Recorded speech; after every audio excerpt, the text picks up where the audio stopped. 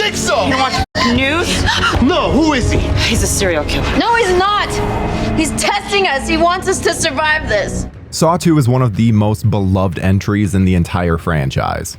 And yet, did you know that it started life as completely sawless? That's right, they repurposed a non-Jigsaw related script into what we would now know as the first sequel. From a pit of 120,000 fake needles to an original filming schedule of just 21 days, this had nearly everything working against it. So let's see how they were able to interweave the Saw narrative and whether it worked as we take a look at what the f happened to Saw 2. The rules are simple. What you have to do is sit here and talk to me. What? You have to play by the fucking rules! For those that weren't there, it's hard to get across just how big of a deal Saw was back in the day. It took Sundance by storm and really cemented James Wan and Leigh Whannell as the future of horror. You were able to place yourself into these characters' shoes and ask yourself whether you could get yourself out of these traps. It was the ultimate fan participation. That ending was something that had everyone talking and even left things open. What was Jigsaw up to?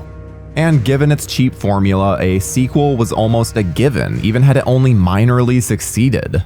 But the movie ended up making over $100 million at the box office.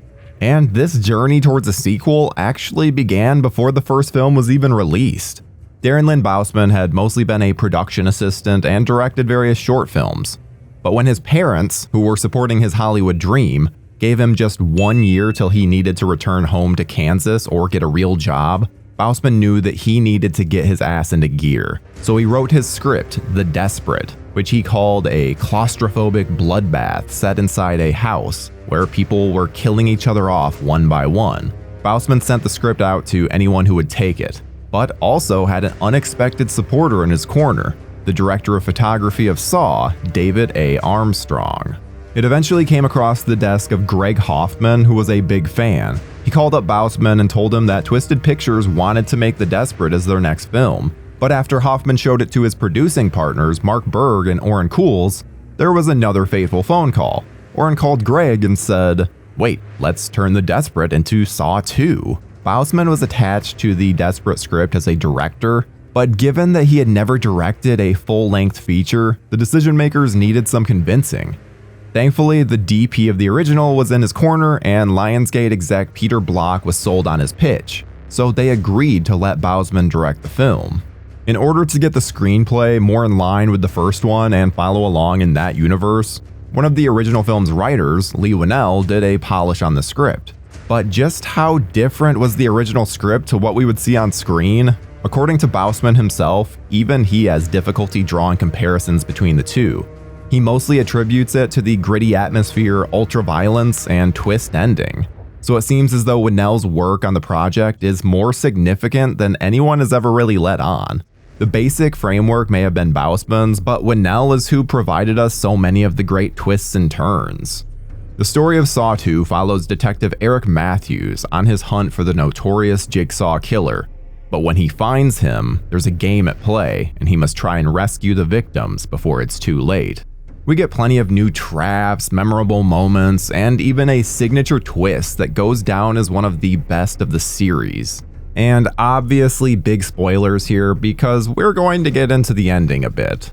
Unlike the first film, which would see John Kramer doing all of this himself, I mean, at least until a sequel tells us otherwise, we see that he now has an apprentice, and it's none other than the reverse bear trap victim herself from the first film, Amanda. She appreciates her life more now and wants to continue John's work, so they plant her into the game in order to protect Eric's son Daniel and ensure he gets out safely.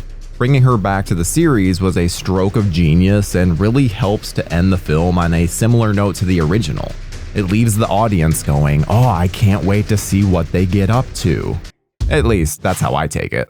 Filming began in Toronto on April 29, 2005, and was originally scheduled for just 21 days, but stretched to 25. Compared to Saw's measly shooting budget of just $700,000, Saw 2 had $4 million to work with.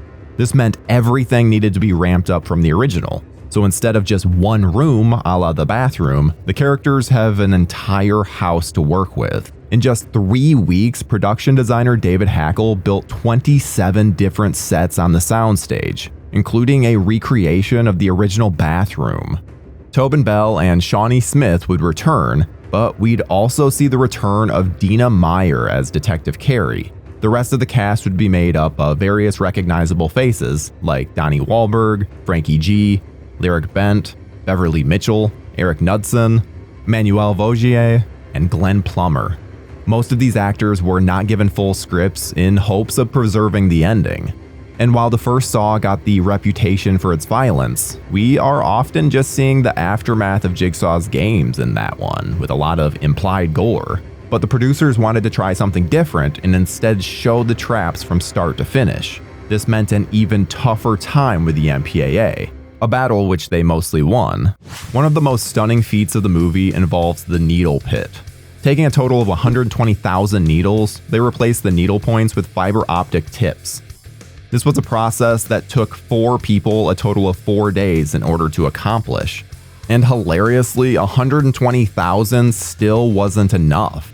And there's a considerable amount of styrofoam beneath the needles to help fill out the pit. A fake arm was used for some of the close-ups. And also to note that Shawnee Smith was pregnant during all of this. Talk about being a trooper. She actually kept her pregnancy a secret during production until her daughter accidentally spilled the beans to Bousman. For Vaugier's death, Bousman had originally envisioned it as a hand trap. He knew that he wanted her hands to be trapped in a box-like structure, but wasn't sure how to get there.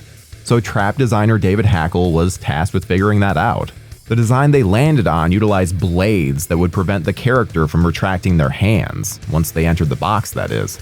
Hackle has since commented that there's actually a box with a key on it that Addison could have used without putting her hands in the device. Ouch. Don't tell Addison. For the scene where Obi has to enter the furnace in order to grab 2 hanging syringes, the team built it in 3 days with fully functioning fire. They of course used a stuntman with flame retardant gel, and it plays wonderfully. Practical fire just hits different, especially after the many years of CGI fire that we've been putting up with. While the characters may have been dying of a mysterious poison in the film, actor Eric Knudsen was contending with his own sickness during most of production, having the flu during most of his scenes. So maybe hair and makeup doesn't have to do quite as much as you'd expect. And I can't miss my opportunity to mention that our very own The Arrow, John Fallon, appears in the film as video techie. He even gets a line. Carrie, we got a lock. We got a lock on the house. So proud of our boy.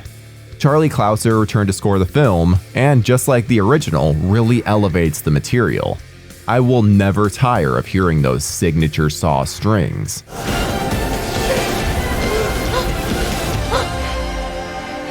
Saw 2 released on October 28, 2005, and brought in an impressive $31.7 million on its opening weekend. It would end its run at over $147 million worldwide. Despite bringing in all that dough, the film took an absolute beating critically, earning a 37% rating on Rotten Tomatoes. The critical consensus was that Saw 2 is likely to please the gore-happy fans of the original, though it may be too gruesome for those not familiar with the first film's premise. This would be producer Greg Hoffman's final film. He sadly passed away in December of 2005. He would be posthumously credited on all of the Saw films, even having one of the major characters in the sequels named after him, Detective Hoffman. It's a wonderful tribute to someone that was so important to the franchise. What's truly incredible about Saw 2 is that the start of filming to the completion of the film was less than 6 months. That's an astronomically short time to fully film and finish a movie, and yet they were somehow able to accomplish that. While the quality of the film can be argued amongst the general public, Saw fans have made their love for it known, and its short turnaround time allowed for the series to release annually, all the way until Saw the Final Chapter. While the series took a bit of a break, with other entries breaking the annual release schedule and being of mixed quality, it's coming back in full force with the 10th entry, suitably titled Saw X. It should be a return to form for the series, as it allows us even more of John and Amanda's relationship, which we only really get to see a hint of in this film. It's one of the most intriguing aspects of the entire franchise, and I cannot wait to see more of it. Because, oh yes, There will be blood.